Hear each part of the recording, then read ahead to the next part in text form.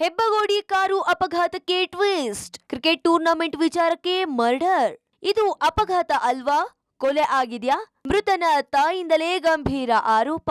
ಇದು ನಿನ್ನೆ ರಾತ್ರಿ ಆನೇಕಲ್ ತಾಲೂಕಿನ ಹೆಬ್ಬಗೋಡಿ ಪೊಲೀಸ್ ಠಾಣಾ ವ್ಯಾಪ್ತಿಯಲ್ಲಿ ನಡೆದಿರುವ ಅಪಘಾತದ ದೃಶ್ಯ. ಈ ಕಾರು ಅಪಘಾತದಲ್ಲಿ ಹೆಬ್ಬಗೋಡಿ ನಿವಾಸಿ 28 ವರ್ಷದ ಪ್ರಶಾಂತ್ ಸಾವನ್ನಪ್ಪಿದ್ದ.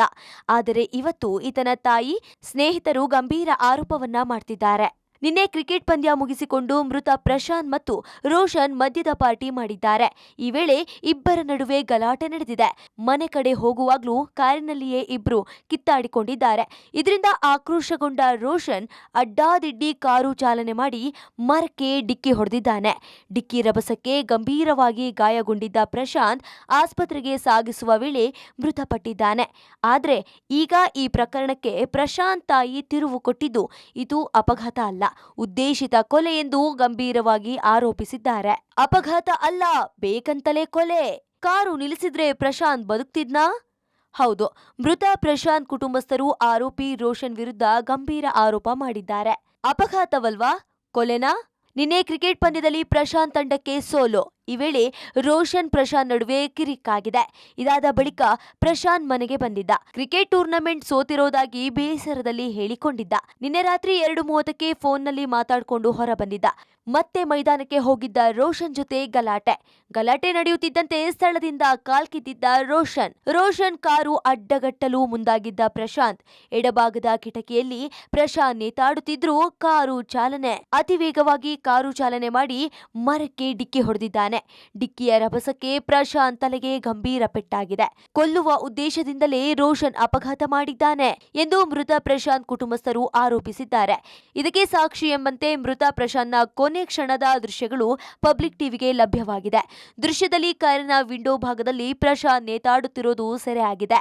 ನಿನ್ನೆ 3 ಗಂಟೆಯಲ್ಲಿ ಮನೆಗೆ ಬಂದ. ಅದಾದಮೇಲೆ ಊಟ ಮಾಡಿಕೊಂಡು ನನ್ನ ಮಗನ ಜೊತೆ ಆಟ ಆಡ್ಕೊಂಡು ಚೆನ್ನಾಗೇ ಇದ್ದ. ಅದಾದಮೇಲೆ ಯಾವ್ದು ಫೋನ್ ಬಂತೋ ಏನೋ ಗೊತ್ತಿಲ್ಲ, ಹೋದ. ಆಮೇಲೆ ಈ ಥರ ಆಗಿದೆ. ಹೋಗಿ ನೋಡೋ ಹೊತ್ತಿಗೆ ಏನಿಲ್ಲ, ಫುಲ್ ಡೆಡ್ ಬಾಡಿ. ಸರ್, ಅವ್ನು ರೋಷನ್ ಯಾರು ಅಂತಲೇ ಗೊತ್ತಿಲ್ಲ ಸರ್ ನಮಗೆ. ಇವಾಗ ಮ್ಯಾಚ್ ಸೋತಿರ್ಬೋದು ಅನ್ನೋ ಕೋಪಕ್ಕೆ ಏನಾನ ಅಸಾಲ್ಟ್ ಏನೋ ಆಗಿರ್ಬೋದು. ಅದೇ ಜಿದ್ದು ಇಟ್ಕೊಂಡು ಏನಾನ ಮಾಡಿರ್ಬೋದೇನೋ. ನನ್ನ ಮಗುಪ್ಪ 33 ವರ್ಷ ಅಷ್ಟನ ಮಕ್ಕ ನೋಡ್ದೆ ಇದಕ್ ಮುಂಚೆ ಕಳ್ಸ್ಬಿಟ್ರೆ ಬರೋ ತಿಂಗಳು ಮದ್ವೆ ಮಾಡಿವಂತ ಮನೆ ಕಟ್ದೆ. ಇವ್ರು ಒಂದ್ ಏಟ್ ಹಾಕ್ಬಿಟ್ಟು ಬುದ್ಧಿ ಹೇಳಿದೀನಿ, ಮಗ ಹಿಂಗ್ ಮಾಡಿದಾನಮ್ಮ ಅಂತ ಹೇಳಿದ್ರೆ ನಾನ್ ನನ್ ಮಗನ್ ಹೊಡೆದಿರ್ತೀವಿ ಅನ್ನೋ ಕಂಪ್ಲೇಂಟ್ ಕೊಟ್ಟೇನೋ ಪೊಲೀಸರ್ಗಳು ಬುದ್ಧಿ ಹೇಳಿಸ್ತಾ ಇದ್ನಾ.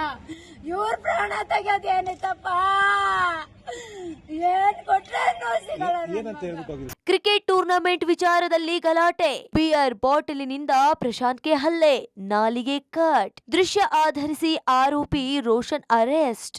ಇನ್ನು ಈ ಪ್ರಕರಣ ಸಂಬಂಧ ಪ್ರತಿಕ್ರಿಯಿಸಿರುವ ಎಲೆಕ್ಟ್ರಾನಿಕ್ ಸಿಟಿ ಉಪವಿಭಾಗದ ಡಿಸಿಪಿ ನಾರಾಯಣ್, ಮೃತ ಪ್ರಶಾಂತ್ಗೆ ಬಿಯರ್ ಬಾಟಲಿಯಿಂದ ಹೊಡೆದಿದ್ದ ರೋಷನ್. ಈ ವೇಳೆ ಪ್ರಶಾಂತ್ ನಾಲಿಗೆ ಕಟ್ಟಾಗಿದೆ. ಬಳಿಕ ಕಾರು ಮರಕ್ಕೆ ಡಿಕ್ಕಿಯಾಗಿ ತೀವ್ರವಾಗಿ ಗಾಯಗೊಂಡಿದ್ದ ಮೃತ ಪ್ರಶಾಂತ್ನನ್ನು ಆಸ್ಪತ್ರೆಗೆ ದಾಖಲಿಸಿದ್ರೂ ಚಿಕಿತ್ಸೆ ಫಲಕಾರಿ ಆಗದೆ ಸಾವನ್ನಪ್ಪಿದ್ದಾನೆ. ಡ್ಯಾಶ್ ಬೋರ್ಡ್ ದೃಶ್ಯ ಆಧರಿಸಿ ಆರೋಪಿ ರೋಷನ್ ಬಂಧನ ಮಾಡಲಾಗಿದೆ ಎಂದಿದ್ದಾರೆ. ಪ್ರಶಾಂತ್ ಅಂತ ಹೇಳಿ ಕೆಆರ್ಪುರದ ನಿವಾಸಿ ರೋಷನ್ ಹೆಗಡೆ ಅಂತ ಹೇಳಿ ಅವರೆಲ್ಲರೂ ಪರಿಚಯಸ್ಥರು. ರೋಷನ್ ಹೆಗಡೆ ಆಗಿದ್ರೆ ಅವರಿಗೆ ಪ್ರಶಾಂತ್ ಅನ್ನೋರು ಬೀರ್ ಬಾಟ್ಲಿಂದ ಹೊಡೆದಿದ್ದಾರೆ. ಅದಕ್ಕೆ ನಾಲಿಗೆ ಅವರಿಗೆ ಏನೋ ಗಟ್ಟಾಗಿದೆ. ಈ ಗಲಾಟೆ ನಡೆಯುವಂಥ ಸಂದರ್ಭದಲ್ಲಿ ಅವನು ಅಲ್ಲಿಂದ ತಪ್ಪಿಸ್ಕೊಂಡು ಹೋಗುವಂಥ ಸಂದರ್ಭದಲ್ಲಿ ಪ್ರಶಾಂತ್ ಕಾರ್ಗೆ ಹತ್ತಿದ್ದಾರೆ. ಫುಲ್ ಜಗಳ ಆಗಿ ಅವನ್ನ 1 ಕಿಲೋಮೀಟರ್ 1/2 ಕಿಲೋಮೀಟರ್ ಗಂಟ ಗಾಡಿ ಓಡಿಸ್ಕೊಂಡು ಹೋಗಿದ್ದಾನೆ. ಅವನ್ನ ಲೆಫ್ಟ್ ಸೈಡ್ ಇಂದ ಹೋಗಿ ಮರಕ್ಕೆ ಜುಜ್ಜು ಮಾಡಿದ್ದಾನೆ. ನಾವು ಇಮಿಡಿಯೇಟ್ಲಿ ಕಾರ್ಯಪ್ರವೃತ್ತರಾಗಿ ಯಾರು ಅಕ್ಯೂಸ್ ರೋಷನ್ ಅನ್ನು ತಪ್ಪಿಸ್ಕೊಂಡು ಓಡೋಗಿದ್ದ ಅವನ್ನ ಕೃತ್ಯ ನಡೆದ 1 ಗಂಟೆನಲ್ಲೇ ಅವನ್ನ ನಾವು ಬಂಧೆ ಮಾಡಿದ್ದೀವಿ. ಒಟ್ಟಾರೆ ಇಬ್ಬರು ಸ್ನೇಹಿತರ ನಡುವಿನ ಗಲಾಟೆ ಕೊಲೆಯಲ್ಲಿ ಅಂತ್ಯವಾಗಿದೆ. ಇದು ಅಪಘಾತವೋ ಕೊಲೆಯೋ ಎಂಬುದನ್ನು ಪೊಲೀಸರ ತನಿಖೆಯಿಂದಷ್ಟೇ ಬಯಲಾಗಬೇಕಿದೆ. News desk, public TV.